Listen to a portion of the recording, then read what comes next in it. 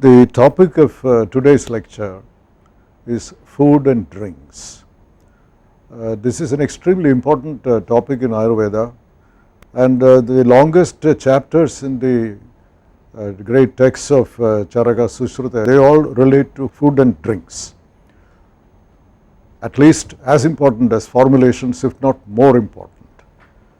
Some of you may recall when the Chinese pilgrim Hunsang came to India, he had observed that for most of the illnesses, they are not treated with formulations or medicines in the beginning. They do not even go to the physicians. They are managed at home, usually with diet. This is what he says. If that does not succeed in a week, then they go to the physicians who treat them with formulation, something like that he has observed. So this is a long tradition in India. Diet, drinks, food items, all these were part of our healthcare management, swastha vritta, so that you remain out of trouble and you approach the physicians only when it is needed. This is something very important today. It has a message for us. If for even small trivial illness you keep on going to physicians and hospitals, in other words medicalizing our day-to-day life, we are paying a very heavy price for it, not only financially, but we also lose our autonomy as individuals. This is a very profound lesson. But in India, therefore, food and drinks, much of what we will be saying will be focused on the patient, not for the general public, but there is always a focus on the patient, patient's food, patient's drinks, even though other things also may come in.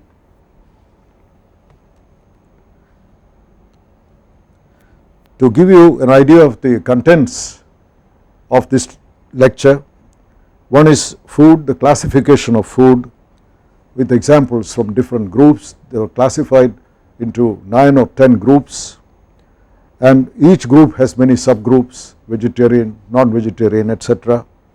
Then the most recommended items among these, because some of them may not be available, so what should be the preferred items from these, there is another list.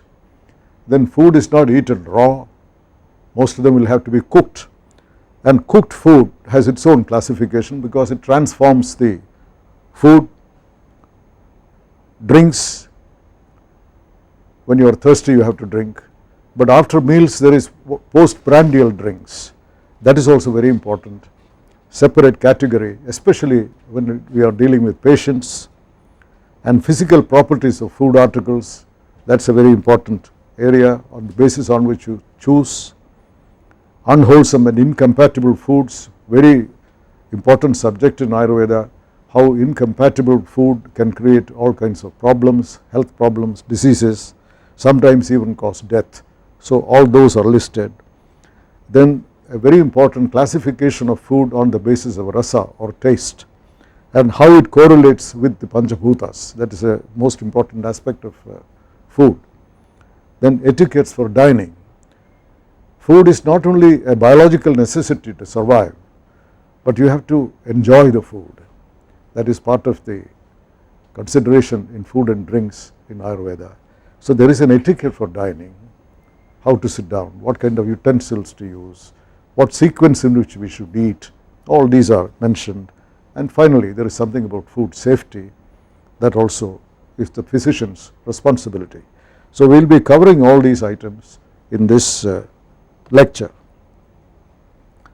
Now body, as we have discussed earlier, constantly depletes. That sharira in Sanskrit, it really translates, the etymology is something, body which deteriorates every single day.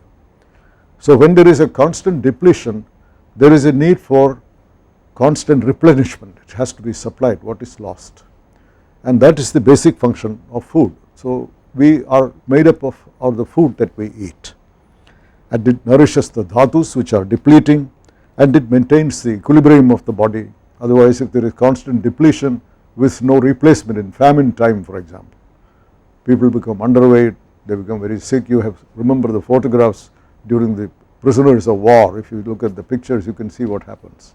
The depletion of the body, there is no replacement. So that the equilibrium has to be maintained. and the digestive fire. Unless you keep on tending that fire, the fire will die out. So therefore, that is another reason why food has to be supplied.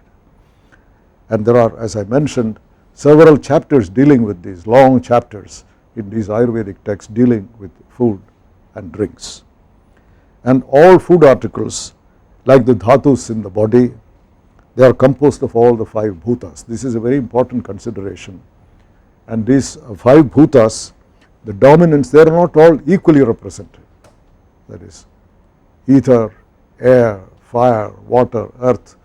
These panchabhutas, they constitute the body, they also constitute the food articles, but they are not all equally represented. There is variation in the proportion. Now that determines, so for example, fire may be the dominant element in that particular food article, that determines the properties of that food when we consume it. It influences the body's response to it. So classification of food based on the dominance of bhutas, that is a very important consideration in choosing them for therapy or even for nutrition. And the taste also is connected. There is a direct connection between taste and bhutas. We will have tables to illustrate this, because you cannot choose a particular food article by looking at it. You do not know whether it is fire which is dominating or water which is dominating. You cannot tell that, but taste you can.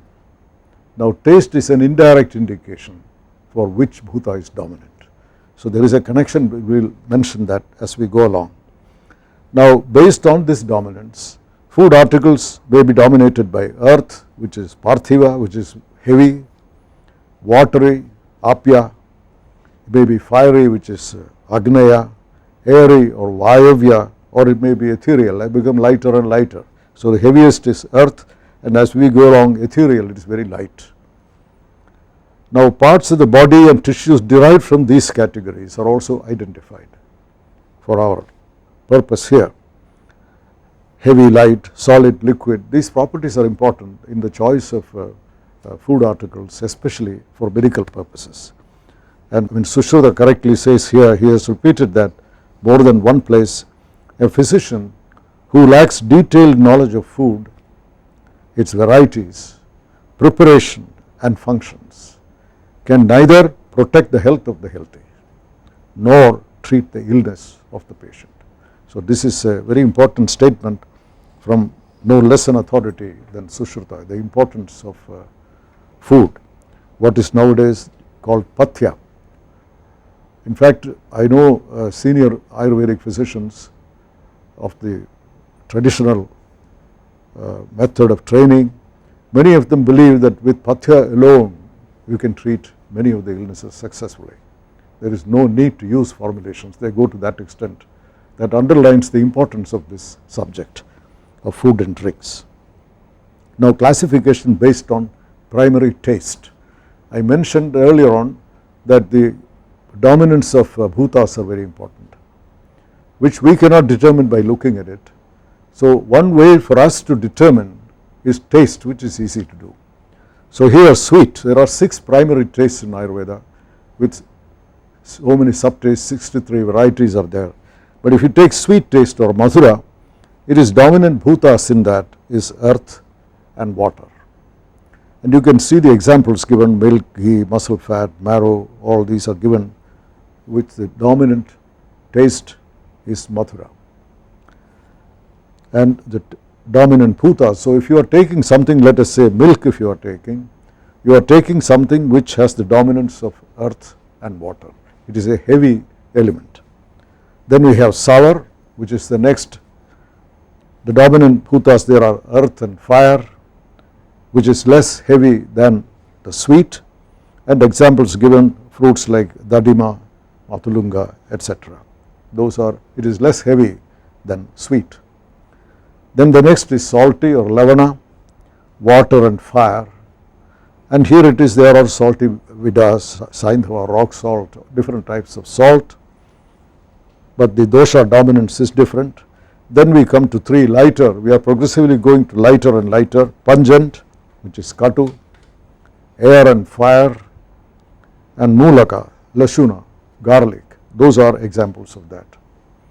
And then we have bitter or tikta, air and akasha, those are the dominant elements, and gaduchya, haridra, etc. These are examples of bitter. And astringent is air and earth. And here again triphala, these are not food items, these are items used for making drugs. So there is very often you will find these are oriented towards patient care. So many of these are not, even though they are called food, there is not much distinction when it comes to food and drinks for patients between food and medications, formulations. Cooking is very similar. So they are almost interchangeable. That is why examples often they are not food items to be consumed regularly, but they are used in making formulations. So 6 primary tastes never appear in isolation. There is nothing called katu, bitter, only bitter, nothing else. That is not there. All the bhutas will be there, but the dominant, that is what this indicates. And their combination, there are 63. These are 63 combinations of tastes. These are essentially tastes of various drugs, formulations which are made. They have different tastes. And there is only one, 64, where that is what we all consume as normal food. That is for ordinary people's consumption, but all the others are for medicinal formulations. Now if you look at the effects of these tastes, and tastes we have seen they are dominated by certain bhutas, what is the effect on the body? That is what we are concerned with here. So if you look at sweet, same order we will go, it increases blood, flesh, fat, marrow, semen, and it is cold and heavy. And these are directly derived because that cold and heavy, it comes from the dosha dominance, because it is earth which is dominating, so it is heavy. Next is sour or amla, enhances digestion, it builds the body, and it is warm. Salty is digestive, it counters vata, settles kapha, warm. So they all have effects on the body, on doshas. And then you come to pungent, katu, it stimulates digestive fire, it is warm because agni is dominant there. Then we have bitter, tikta, sharpens appetite, enhances digestion, again agni is part of that, cool, light. So in many of these actions which are shown on the right side, the sample substances, that activity really owes to the dosha dominance. That is what we have to understand. And astringent, kashaya, it restores the harmony among all the tastes. It is dry, cool and heavy. Now these effects are guided, they guide the selection of the appropriate food items for patients. Suppose you want to give a digestive, who wants to stimulate the deepana, then you know which items to select. Agni has to be a part of it, so this taste is appropriate for it, so you choose. So that is a scientific basis for choosing these based on the dosha dominance, which we detect by the taste. Now the principle of nourishment of dhatus, a basic principle is taken from Vaisheshika system, we referred to it earlier. In the Vaisheshika system there are two terms, Samanya and Vishesha. And Vaisheshika, it is used in a philosophic sense. Samanya or generality, that is a class which shares a single property, that marks it out as a separate class. But there is Vishesha, is another property shared by another class which makes it different from the first class, that is Vishesha. This is a philosophic classification of various categories. That is the sense in which Vaisheshika system uses this. But what Ayurveda has done, it has taken these terms from Vaisheshika, Samanya and Vishesha, but it is used in a concrete sense, that is substances which share a property, let us say a particular dosha dominance. Now that is called Samanya. And another class of substances which differs thanks to some other property, that is Vishesha. So what follows because of this concrete transformation, what was abstract in philosophy, if you put these two substances, both having the same property, if you put it together, then it adds to the bulk, it grows. This is not there in Vaisheshika philosophy. But if you take two substances, one having a property and the other substance is a negative, is opposite to this property, if you put it together, then it diminishes. Instead of growing, it diminishes. So that is Vishesha. So this becomes a concrete concept in Ayurveda. And the importance is all the diseases which we are mentioning that here also, similar substances on union, it gains bulk. That is in Ayurveda. And dissimilar substances, if you combine, then it diminish. So this is the concept of Samanya and Vishesha in Ayurveda. This was a guiding principle in choosing food articles for the patient. So in patient, like flesh, you have to nourish it by flesh, which nothing can be so similar. So you have to replace it by flesh, or blood by blood. Blood replacement, if blood is depleted, you have to give blood. That is the Samanya principle. But sometimes, like flesh itself, it is not easy to get that flesh, or patient may not want to take it. All kinds of difficulties may be there in practical terms. Then Ayurveda says substances need not be identical, but there may be substances with very similar properties. They also will do the same thing because they share the same property, and the example given is semen. If you want to increase milk and ghee, they have similar properties in terms of dosha dominance. So that can be given for a patient.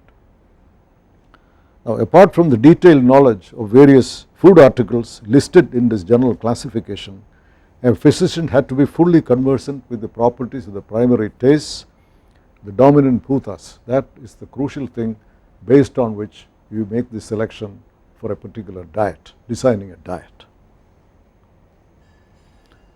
Now, the classification of food in terms of actual consumption, it can be soft food, drinks, liquidables, chewables. These are the four types of in terms of actual consumption. This was used earlier on in Buddhist India also, and this has some bearing on making the medicinal formulations. Some patients, for example, may not be able to chew.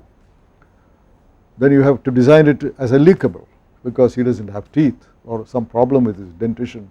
So you may have to give a lickable form. If a patient has difficulty in swallowing, you may have to give it in a liquid form. So you have to design the formulation, the form in which you want to administer based on this. So these choices are available. And the general classification of food items, I have taken Sushrutas, which is a little less detailed than Charakas, but essentially conforming to the same type of classification. You look at cereals, and there are subgroups shown here of different types of cereals, shali, mudga, masha, etc. These are all on the right hand side.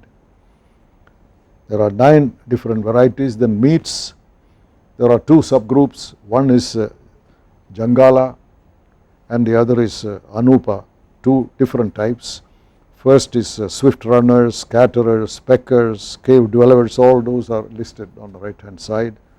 And then you have aquatic, basically based on water, like kulachara, swimmers, shelled, legged, piscatory, fish, all these are listed. They are aquatic, the others are on dry land, and these are all listed here.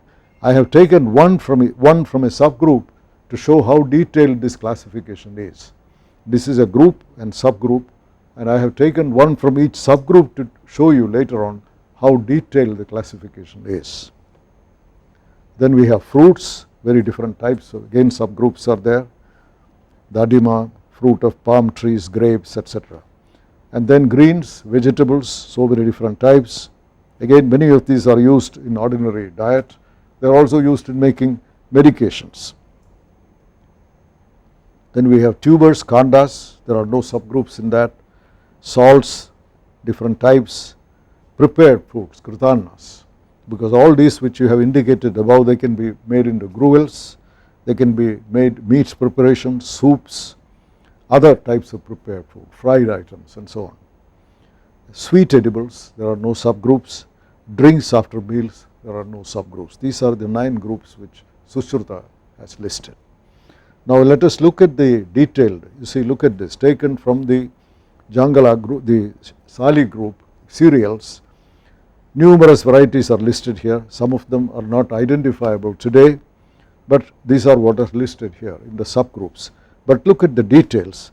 This rice which is grown on land, which had been burnt and ploughed, is light, is easily digested, rough, constipative and astringent, settles kapha and reduces urinary output. But suppose it is grown on arid land. So it goes into how much detail, the type of field in which it is cultivated, the way it is cultivated, all these are important. So arid land, rice is pungent, astringent, slightly bitter, sweet, settles kapha and pitta while enhancing vata and digestive fire. When it is grown in marshy land, shali rice is sweet, heavy, slightly astringent, enhances potency, increases kapha and semen. And when cultivated by repeated transplants, so it really goes into agriculture. It is quickly digested and is light, relieves perturbed doshas, increases strength, reduces urinary output. And grown from sprouts, it is rough, bitter, easily digested, astringent and pacifies vata and kapha. So their actual behavior in the body, bodily effects, effects on doshas, they are considerably influenced by the way it has been grown, it has been cultivated. So that is the extent to which, and you can imagine all the subgroups, each item going into this kind of detail, how much attention had been paid to food items from the stage of harvesting, from the stage of planting, harvesting and making it available to the patient. Then if you look at the varieties, the swift runners, that meat category, one example, here you have black deer, ena, meat is sweet, astringent, pleasant, settles pitta, kapha, blood perturbation, strengthens the body, improves appetite. And if you take red deer, another type, again these effects on the body, effects on doshas, these are all given here. And the third is Brugamatrika. I am unable to find an English equivalent for this. I have consulted several people. It is some kind of deer, but I am not able to find out a proper name for it. Meat is cold, relieves pitta, etc. So very great detail of whether it is vegetables, cereals, pulses, whether it is different types of meats. And again you will find, look at the other malsyas, fish from rivers. Meat is sweet, heavy, hot, settles vata, but it excites pitta, and many different varieties are listed there. Then we come to fish from the sea. Behavior is different from that of riverine fish, which are listed here. Then we come to, there is a general statement here, riverine fish is superior to sea fish. They build tissues better. Meat of fish from wells, tanks and stirred wells are better still. So these are all statements which are made on different types of fish. And one of the interesting things which you find when in discussing these fishes, the swimming style of fishes in the river or sea, in tanks and so on, and the morphology, the shape of that fish and their style of swimming in these different water bodies, there is a very good correlation. There is a discussion on that. That is a very important subject, because the way the human body is designed, or an elephant is designed, or a bird is designed, that is the form, a biological form. It has a lot to do with the function. That is a very important subject in biology. There is a famous book called On Growth and Form, written by D.R.C. Thompson 100 years ago. These are not accidental. A particular shape, an elephant or an ant, the shape, the morphology of that living being, it correlates with the function, the environment in which it has to live and the functions it has to subserve. Those are the ones which determine our arms and legs. These are all designed to meet certain functions. So in this you find, very brief, but the fish, they move differently, they look differently, their shape is different, and there is an attempt to correlate that with their movement. That is a very interesting, that is not the main subject here, but whoever wrote it obviously he had observed it, because the way it has to move, swim in the sea, swim in the river, the requirement of swimming will be very different. So their form is adapted to that. This is what he has observed. Very interesting. And fruits and greens characterize great variety, and most of them continue to be in current use. A few of them are not identifiable. And apart from regular use in cooking or as fresh fruits, they seem to have definite activity on the body and doshas. In fact, very few of them have no action on the body and doshas. And most of the fruits are native to North India, because these books were written there. But you also find mention of coconut, jackfruit, pepper. Obviously things had been going from the south to the north even in those 2000 years ago. Some kind of commerce did exist. It is impossible to list all food items in his groupings because they are so large. The best items are mentioned here in another table: cereals, shashtika rice, barley, wheat, raktashali, green gram, ataki, lentils, 1 year old. That is also specified. These are best among the cereals. Meats, again you find a list here: kuranga, black deer, grey partridge, peacock, etc. These are the best among meats. And fruits, pomegranate, amalaka, etc., which are given here. And greens, again the list is given. It has to be, unlike fruits which have to be mature, in greens they have to be fresh. So that specification is also given. And taste wise for these: milk and ghee of cow, salts, rock salt, bitter is patola, sweet is ghee and honey. All these items are recommended best among these. And when we come to cooked food, preparation of gruels, meats, because you must remember in the old days, Gurukula days, much of this cooking, there is a household included the students. So the cooking had to be done for all of them also. It is not only for the teacher and his wife or children.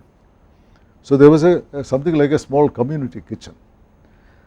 So the preparation of food was kind of very much attached to the preparation of formulations also, because often there were no factories there in those days. So a lot of formulations were made in the teacher's Gurukula itself. Patients coming there, they would be given. So many of the methods used in cooking, like we have boiling, frying, extracting, fermenting, flavoring, pickling, all these methods, they were used in the regular household cooking, but the same methods were also used in making formulations. So the students living in the teacher's house, often they did cooking. That was part of their learning process, because cooking included cooking the formulations. In fact, in the story which I mentioned, Jivaka going all the way to Takshashila, and he was not paying any fees, he had no money, and he offered to do service. And the service, one of the things they did was this, cooking. And it is not only cooking food for the teacher and the family and for all his colleagues, but also included cooking the formulations. So that was actual practical training. So when they did this for 6 years, he was an expert in making formulations, because he had learned all about it firsthand. So that all these techniques which are used, different types, practically all of them are also used in making formulations. And the effect of the prepared items on doshas, they are listed separately, but the food items, the effect on the doshas and the body will change following the cooking. You will see that. Very big changes. Cooked in oil, this is an example, food articles become heavy, pungent, and post-digestive taste in pungent and becomes hot. So it may not be hot in the pre-digestive original taste, but after cooking, frying in the oil, it becomes hot as post-digestive taste. They may cause heartburn, settle vata and perturb pitta, and cooked in earthen pots over burning charcoal, their food is light. Like we can, any restaurant, you will know that people will prefer fried puris, they don't want to eat because it is heavy. So it's much better to take barbecue or something, dry heat on an oven, you make it. So that is light. And drinks after meals, anupana, a properly chosen drink after a meal facilitates digestion. So this was chosen with great care, especially for patients. And assimilation of food is assisted by this, and it revives the relish for food. If you want to take a second helping, that is made it more welcome after taking the anupana. Cold, warm water, wine, soups of pulses, sour fruit juices, sour rice gruel, milk and meat drinks were commonly used according to Sushruta. And a physician prescribes a postprandial drink. So it's not taken random. You will see that there is a specific way you choose postprandial drinks, anupana, based on the disease of the patient, time of the year, whether it is winter, whether it is summer, and the components of his meal. And rainwater harvested and kept in a clean vessel is the best drink. And drinks were recommended after consumption of various food items. You will see the care with which these drinks were chosen, anupana, like cereals, juice of jujube fruits. So you will find all these, it is not random at all. There is a reason, because after that the digestion has to be enhanced for that particular item. It has to be welcome, it should be easy for him to drink. All these are taken into consideration, the time of the year is taken into consideration. And taking all these, they have recommended, these are the anupanas which are recommended for meats, for riverine fish, each one, sea fish, each one is different. And again, sour fruits, you find the drink recommended is different. Sweet fruits, it is different. Each one is highly specific how anupanas are chosen. And these are also important when you take drugs. Suppose you are taking some pill and you have to take an anupana. Same considerations will come there. Patient's strength, the kind of dosha disturbance he has, all those are taken into consideration when he is taking a particular pill, a medication, what is the drink that he should take along with it. It is not random to get optimal results. And this, you note here, if these drinks are taken before the meal, it points out that it kills his appetite. So it should not be taken before the meal. Now water, not postprandial, just when you are thirsty you drink, water is assigned very high priority and is the most wholesome drink.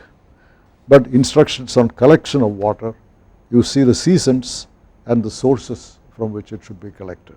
These are mentioned here in those days, like rainwater, which is considered the best, autumn, all types of groundwater, early winter from lakes or tanks, spring from well or waterfall, and summer is the same, and early rains from shallow well, lakes and tanks filled before the rains.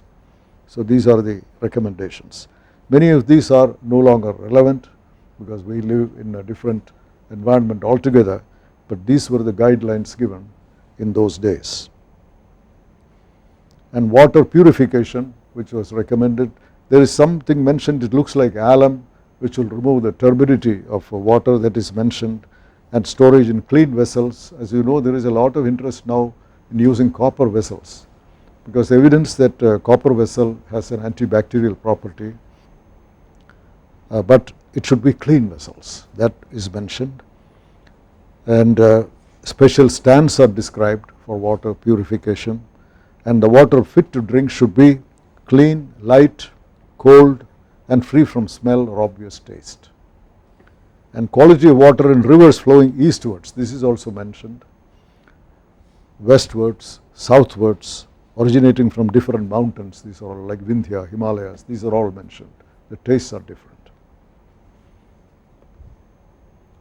Other liquids, milk, oils, curd and curd water, honey, buttermilk, very highly priced buttermilk, sugarcane juice and products, and ghee, these are all mentioned as other liquids for consumption. Now the detail to which, just like that the growth of the shali rice cultivation, the details to which, and here also you will find the same. If you look at the sources of ghee, there are 8 different, even elephant, that is also mentioned. Obviously for certain specific diseases, these are not for regular consumption. When you are making a particular drug for certain conditions, there you may have to use it. So it is one of the items used in making formulations, so for a cataloging that is mentioned. Wines, an extensive classification, and the properties of old wine. They include enhancement of pitta, increases appetite, relief of kapha and vata, improvement of digestion, relaxation of the body, relief of constipation, and cleansing of urinary bladder. It is highly priced. Sushrita describes 20 varieties of asava, sarishtas, etc., and others made from a variety of sources like grapes, barley, rice, jaggery, sugarcane juice, etc. Charaka gives even a longer list of wines. And the wine preserved for long has acquired good taste, stimulates digestion, settles kapha and vata, is clear, unpolluted, fragrant, and promotes enjoyment. You may remember that Vagpata also is eloquent on the benefits of wine. He even describes a wine party, how wine should be enjoyed in good company, the vessels that should be used to collect the wine, all these are mentioned. But all these wines have a different effect on different types of people, Sattvic, Rajasic and Tamasic. We referred to this yesterday. And these are genetical endowments people have. And the wine acts differently in these 3 different people. On a Tamasic individual, it is a very different effect compared to a Sattvic person. So we have to keep these in mind. If you read the description, Ayurveda never was a Puritan philosophy. It encouraged enjoyment, a joyful life. So wine was part of that. It has benefits also, as some of these listed here. But the quantity that you take, there is always a danger of becoming addicted to it. That all these 3 authors, they have mentioned the danger of overuse, addiction, and also the personality. It will be very different a Tamasic. He can become belligerent, a Tamasic person, Rajasic person. So that is extremely important in looking at the response to the intake of wine. And the physical properties of food articles, heaviness, lightness of food articles, especially important in prescribing the diet for patients, his digestive capacity, his dipana. So that heaviness or lightness of food, that is important for prescribing the right kind of food for different individuals. In meats, the heaviness is, you look at the way habitat of the animal, whether it is jungala, arid land, in a humid land, that will be different. The property of the meat, part of the body, constitution, the gender size, additives used in cooking and cooking process, all these affect the heaviness or lightness. In fact, animals consuming only vegetables, and there are animals which are carnivorous. In treating tuberculosis patients who have a lot of wasting, Charaka encourages giving carnivorous animals meat. There is a special benefit claimed for that in order to build up the body. And it is even goes to the extent, most patients are reluctant the moment you tell them, like a tiger's meat, for example. It is not given ordinarily, and most people would hate to eat it. So it is even justified, you can even trick them, say that it is some other kind of meat. To that extent it goes. So it is a heavy item. So here the habitat of the animal, whether it is a vegetable eating or it is carnivorous, gender, size, additives used, all these are important in determining the heaviness or lightness of the meat. Now shoulder, for example, is heavier than thighs. The meat of common quail, which is a recommended item, is light, while that of pig is heavy. meat of male is heavier than that of female. These are all guidelines mentioned. Then cooking process, heavy vrihi, if it is parched, it becomes light. Whereas roasted grain, if you soak it in water, then it becomes heavy. So the treatment makes it, changes the properties considerably. And hot, cold, these terms are used based on the dominance of these food items by the bhutas. So if fire is the dominant bhuta, water is dominant bhuta, then the behavior will be different. Hot pacifies vata and kapha, enhances digestion because fire is the dominant element there, and cold promotes vital functions, purifies blood and pacifies pitta. So that again we come back to the first, the dominance of the element determines the behavior. Incompatibilities in food is a very big item in Ayurveda. If you take incompatible, or a wholesome food can become incompatible if you combine it with certain other items. And this is from long experience they have learnt, and they have even given detailed tables. It may be entirely wholesome or unwholesome, or they may become either by virtue of combinations. Something is very wholesome, but you can make it unwholesome by mixing with something which should not be combined. And Sushruta gives a list of wholesome varieties among various categories such as cereals, meats, greens and so on. And they transcend this wholesomeness or incompatibility. It is not only in the food items, the conduct also. That is in fact unwholesome conduct along with food, severe type of activity after a meal, these are actually incompatible. What is easily, your digestion may be completely spoiled if you are going to run in hot sun after a heavy meal. So that is also an incompatibility. It is not only restricted to food items, also conduct. And similarly, if a person living in a very cold country, in a different culture, eating different type of food, now that also we should consider. What is compatible there may not be compatible here in a different environment for a different type of people. So there should be some flexibility in the definition of wholesomeness or compatibility. All these must be considered. Now here is a partial list. I am only giving examples here. The diet articles are mentioned and what should not be combined with them on the right hand side. And you can see crane meat, this varuni, the wine should not be combined.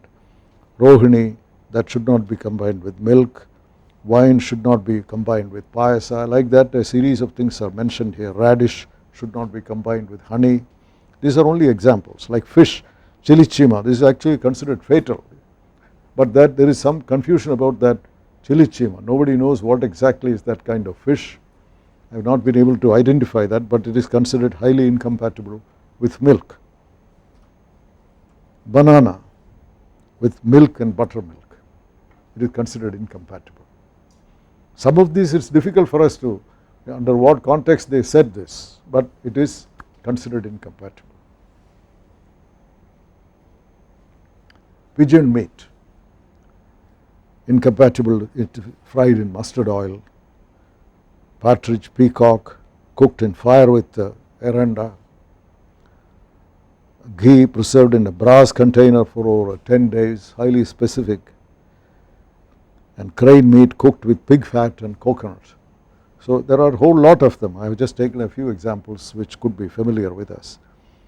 Now it concludes by saying these are for the general population, but what is considered incompatible here for a young vigorous man working very hard in the field every day, hard, and for a person like that he could digest all these, may not be incompatible for him. But these are for the average people who are not hard working laborers. So that also is mentioned. In other words, they are not absolute. What is mentioned here is for the average population, but for a young, strong, hard working individual, they may not be incompatible. That is what it says. Then we come to culinary art and dining etiquette. That is what I started by saying. Food is not just for meeting a biological urge, which is the primary objective, but it is not only that.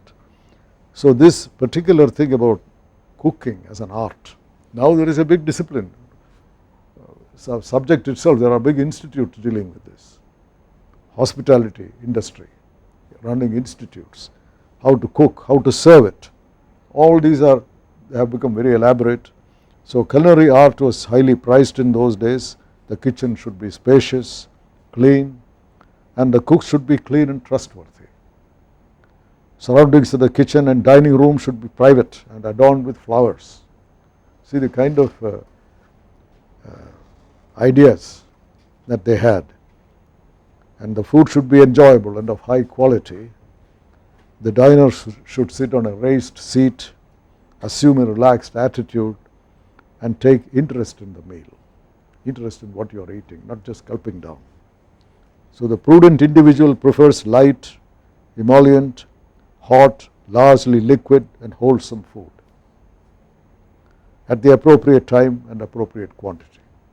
Quantity has been mentioned already elsewhere. Half the stomach should be solid, 1/4 should be liquid, the last quarter should be left free for air to move. So that is there about quantity, and neither rushing through the meal nor taking too long. So it should be enjoyable. You don't rush, gulp it down. Fast food, there is no place for it. You should enjoy.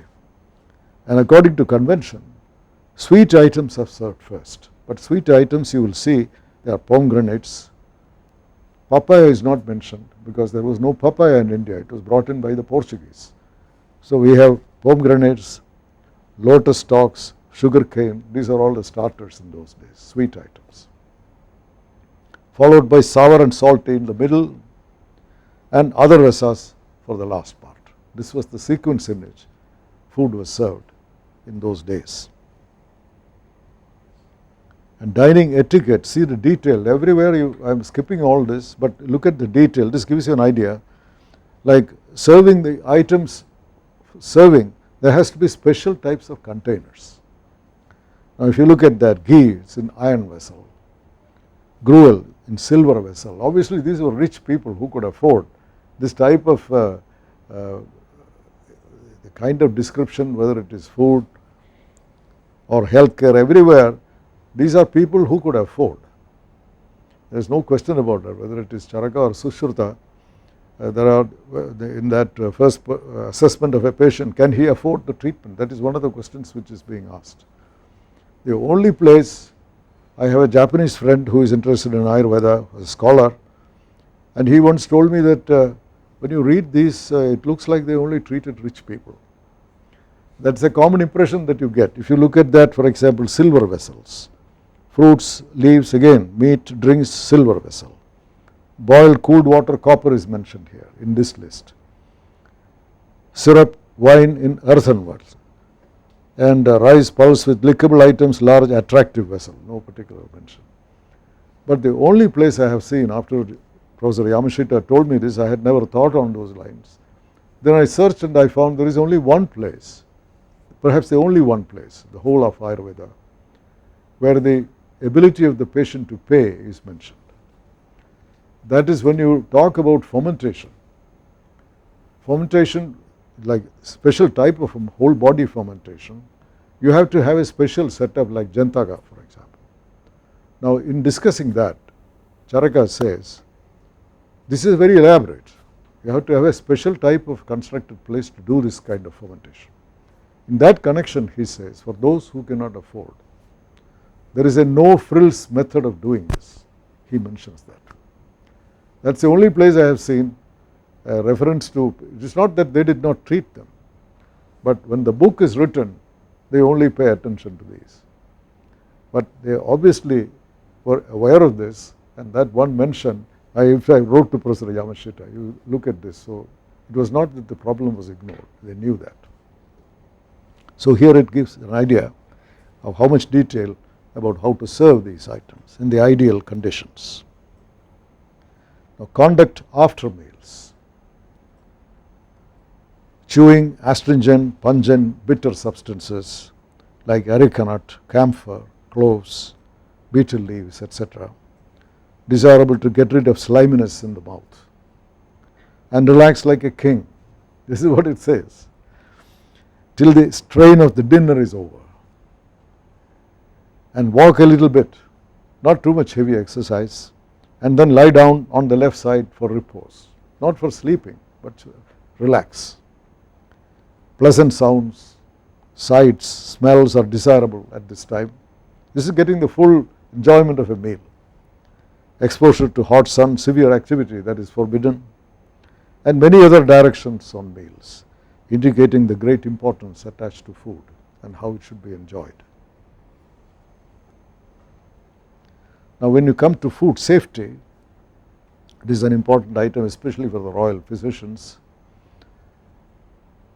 In the guru's household, obviously it will be highly, they are all watching, safety part is not a concern, but in the king's campaigns, it is a different matter, because poisoning was always a dreaded reality, because enemies, spies, if you read Kautilya's Arthashastra, spies are everywhere, who are out to take away secrets, to poison the kings, not only in India, even abroad. So here the royal physician, he had to have special training in this to be a royal physician, because when we talked about the debates, those who wished to become a royal physician, which was a great highly sought after position, they had to be very skilled in this. That is, they had to have specialized expertise in knowing and arguing, all that. Only after passing that test, he could hope to get a position as a royal physician. And he was trusted by the king. He always accompanied the king in his campaigns, and he had a tent next to the king's, and always he had access to the king. It was a very high position, and he was responsible for all these inspection. This is given most in detail by Vagpata. Food items had to be screened by him before being allowed into the kitchen. He was responsible for it, and the cooking, the preparation, all the additives being used, all these had to be done with his approval. So he had to be very thorough with the cooking methods. He has to know all this. Unless you know it, you cannot supervise. And the appearance of it, the number of descriptions are there. If you put it into fire, the color which comes, for example. Number of tests like this. Smell, unusual smell, immediately it would be suspect, and they would test it. If you had any doubt about it, the raw material or the cooked item or halfway cooked, if you had any doubt about it in terms of color or smell, they would test it, giving it to animals or birds and so on, and what happens to them. So they were tested. And flies, cows, parrot, peacock, these were all used as experimental animals to test the toxicity. And the treatment, if somebody developed food poisoning, and then the treatment is also, especially by purgation, and also there are drugs given for protecting the heart. There are a number of things mentioned about treatment of food poisoning. Now, Sushruta on food, I like to conclude with this. This is a very important, everything about food Sushruta has put into this is the source of life, strength, complexion, and ojas. Ojas comes again. Food in turn derives its properties from 6 primary tastes, which are inherent in the substances that comprise food. The substances, their specific tastes, qualities, potencies, and digestive transformation underlie the equilibrium and disequilibrium of doshas as well as dhatus. It is a complete statement, and food is the primary agent in the genesis, existence, and dissolution of even the divine Brahma. As growth, strength, good health, complexion, and alertness of the senses are traceable to food, ill health too can be traced to the disequilibrium in food, which belongs to 4 categories, which we have seen. And these are soft food, drinks, lickables, and chewables, which are composed of diverse substances, prepared in different ways, and cause manifold effects in the absence of a sound understanding of food, its varieties, preparations, and functions. Physicians would neither be able to maintain the health of the healthy nor control the disorders of the sick. So this is a full complete statement of this everything about food. Obviously it does not go into the general public. There is a heavy emphasis on food and drinks for patients in this. If you look at the composition of items, many of them are medicinal plants, tastes and all that. So obviously there is a orientation towards patients, which is understandable. These are medical texts, but many of these there are extensive books in India on cooking. Cooking is an art. There are several books published on this, just like Ayurveda was being popularized. We also have a science in cooking. There is a lot of crossover in these, like rasas and all that they also use, but not in the same way as we do in Ayurveda. So that